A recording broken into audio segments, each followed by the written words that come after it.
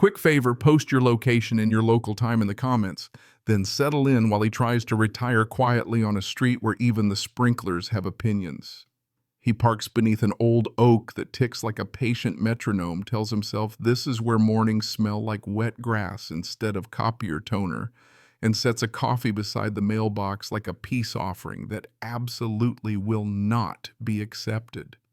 He moves through the rooms with the deliberate calm of someone who has spent years turning storms into paperwork, a man who wants tomatoes, not trouble, and who jokes to himself that his porch has seen more sunsets than arguments so far. Across the lane, Charlotte Wilson materializes at 7 a.m., poodle-trotting blazer sharp enough to slice toast clipboard raised like it has diplomatic immunity. She cites aesthetic inappropriateness of his perfectly ordinary trash can. He nods, thanks her, and files the phrase under comedy right next to express lane for violators. Old habits refuse retirement. He photographs cans up and down the block, timestamps everything, and builds a spreadsheet that multiplies like rabbits on a long weekend. Historians still argue whether HOA bylaws are designed for harmony or as a stress test for human patience, but the data in his hands does not argue, it points. He jogs at dawn just neighborly, and neighbors pour small truths like sugar into tea when someone actually listens. Mason, 3 houses down, recalls the Rodriguez mailbox shade fiasco. Jessica, across the street, describes a garden gnome tribunal with the solemnity of a lunar launch. A toddler drops a cracker that hits tile like a gavel, and somehow the meeting is in session on a sidewalk. Aaron at the cul-de-sac, a CPA whose pupils dilate at spreadsheets, wonders aloud about a $37,000 security system that no one has ever seen touched or tripped over. No cameras, no keypads, not even a smug little yard placard, the petty kind that beams like it just passed the bar exam. A quirky tidbit drifts through his head. Ancient Egyptians once tried crocodile dung sunscreen. Effectiveness unproven, commitment undeniable. And it reminds him that official-sounding solutions can be wildly unserious. Curiosity is just courage with better paperwork, so he pulls public filings. There it is. Secure Guard Solutions, LLC, registered to Charlotte's home address, proprietor listed as her son. The entry blinks at him like a dashboard warning light. The math blinks louder. He doesn't thump a podium. He prints receipts, 3 hole punches the truth, and brings it to the monthly assembly. Fluorescent chapel folding chair pews, a thermostat set to Arctic confidence. Charlotte recites all 87 commandments with courtroom poise, then questions his unusual familiarity with regulations, which is like accusing a chef of knowing salt. He stays seated. Voice low, questions high selection criteria for enforcement metrics, for aesthetic variance, logs, timelines. The room tilts first, hush, then murmurs, then the soft pop of light bulb moments over 3 rows. He slides copies, public records, dates, amounts across the table. Aaron reads phones rise, and somewhere a chair squeaks with the comic timing of a rim shot. The meeting spills into a hallway, humming with new courage. For the first time, the block sees the map, the math, the motive. He pockets the paperwork, steps into air that tastes like rain before it commits, and tells himself peace will hold. It won't. By dawn, the street will test everything they just learned. Remember that crocodile dung sunscreen? Yet, for now, the porch light pretends not to tremble. Dawn rinses the cul-de-sac in gray, and he hears the Crown Vic before he sees it. That veteran rattle that says retired from service, now starring in poor decisions. 2 men unfold from the doors in windbreakers that still have factory creases. Badges flashed so fast, a hummingbird would ask for a replay, and clipboards that smell like fresh toner and fear. He sets down, the trowel breathes once and notes the fonts. Nothing outs. Fake authority faster than a badge using Comic Sans cousin.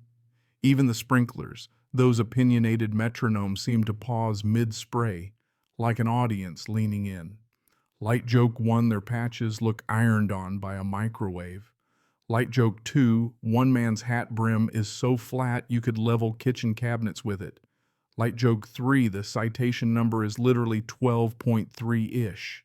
He doesn't rise to the bait. He lets it drift to him. Questions pacing the porch like polite guard dogs. Legal names, badge numbers, issuing authority warrant in hand. He runs the sequence the way a pianist warms scales, calm, precise. The muscle memory of 1,000 rooms where truth fogs and then clears. The taller one reaches for the door. He pivots just enough to show the case that quiet rectangle of history, and the morning air thins. Historians still argue whether authority lives in a symbol or in the posture that carries it. But right now the posture wins. Shoulders, square voice, low, and a phone number he has never not once needed to Google. The call is short, like a key turning. The Crown Vic suddenly looks like a pumpkin that overslept midnight. Light joke 4, somewhere a director yells, "Cut," but the extras keep acting. Charlotte lingers by her mailbox, the poodle statue, still her face going from winter to paper. He reads the uniforms like ingredients, surplus buttons, novelty badge stitching that pouts, and remembers the crocodile dung sunscreen because sometimes the past and present rhyme in the key of you can't be serious. A quirky tidbit floats up: traffic departments in a few cities once used life-size cardboard cops to slow drivers, and they worked briefly until everyone learned which intersections had the two-dimensional law. This is that in Cotton Poly. Light joke 5, if integrity had a warranty card, theirs is already void. Light joke 6, their HA law enforcement division line lands like a paper airplane at a thunderstorm. Engines crest the block, 2 SUVs, 1 cruiser, the kind of coordinated punctuation that tells a neighborhood to stop mid-sentence. Doors thud, radios chatter, and the agent's stride resets the room even though the room is a driveway. Charlotte's mask doesn't slip so much as it dissolves like sugar in hot tea. He briefs in clean strokes: impersonation, attempted forced entry, conspiracy. The replies click into place. The imposters who minutes ago strutted like tutorial villains try a speedwalk retreat that invents whole new verbs. They are collected 3 blocks out along with their script notes and a receipt for 2 costume belts. Historians still argue whether fear or embarrassment travels faster through suburbia. Today, embarrassment wins, phones held at chest height like polite binoculars.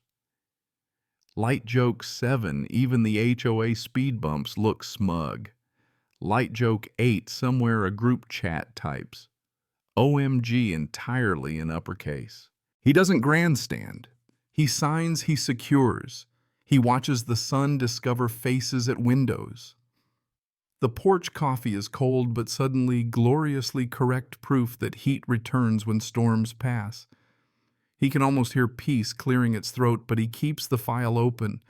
Counterfeit uniforms are never a solo instrument, and the sheet music on Charlotte's clipboard has more pages. By afternoon, Consequence arrives with clipboards that finally belong to someone, pens that click like metronomes, and an audit plan that treats sunlight like a disinfectant with elbow grease. Statements are taken, invoices scanned, and a budget line named -C. Turns out large enough to lease a very judgmental blimp light joke 1. A receipt stapled over itself twice tries to claim invisibility. Light joke 2. The poodle barks at a tripod like it owes back taxes. Light joke 3. He doesn't gloat, he guides. Aaron's spreadsheets bloom into roadmaps. Mason supplies dates. The way old postmen remember weather, and Jessica brings screenshots like polished stones laid in a path. Historians still argue whether communities heal by righteous outrage or by shared chores, but here the mops and the minutes march in step. The board dissolves, the contract freezes, and Secure Guard Solutions, so secure it never existed, meets the dull thud of procurement truth. A quirky tidbit surfaces at the kitchen table. Forensic accountants sometimes start with Benford's Law, a weird little pattern of first digits that crooks accidentally ignore, and the numbers here refuse to hum in the right key. Light joke 4, even the commas look nervous. Light joke 5, the stapler files for overtime. Light joke 6, someone labels a banker's box, nope, and it passes for poetry. Apologies. Follow clumsy but real. The Rodriguez truck backs into its old driveway to applause that sounds like hail on warm pavement. The Johnsons wave from a porch that suddenly remembers how to host sunsets. A new election puts ordinary neighbors in ordinary chairs, which is exactly how power should sit. He signs one last memo, not because he must, but because tidy endings are good medicine, and he quietly funds a scholarship line in the HOA budget civics for teens, shade trees for everyone, a line item that smells like tomorrow. The crocodile dung sunscreen memory gets its callback. Some solutions belong to museums, not meetings, and the street laughs the way streets do when they finally exhale. The oak keeps time, the sprinklers approve, and peace, that shy animal, steps from the hedges and decides to stay. Evening drifts in on long threads of lavender and gold, and he stands by the gate with the easy patience of someone who knows the night will arrive, whether or not anyone checks a box for it. The air warm, the grass damp, the tiny noises of a neighborhood relearning itself, tires whispering, a screen door, breathing, a bicycle bell that somehow sounds like a promise. He lets his shoulders fall from their practiced square and chooses the slowest path to the porch. Because slowness is the only meter that fits a day, that began sharp and ends soft because quiet is not an accident. It is a work of many hands moving in the same direction. A careful mending stitched with small ordinary threads. He sets the cup down and does not refill it. Watches the oak flicker with sleeping birds, and it occurs to him that calm is not the absence of storms. It is the muscle built after them. The way the street now carries laughter without flinching, the way someone across the way hums while they water tomatoes, the way a dog chooses to lie down exactly where the sun will find it in the morning. He smiles at that, at the thought that peace has a good memory and a good map, that it remembers the door it used and the window it opened, that it will use them again. Lights lift in windows one by one, not alarms, simply lamps, small circles declaring, "Here we are, fine," and he allows the day to fold itself without commentary. Breath-long steps, lighter, the checklist inside him finally closing like a book, returned to its shelf.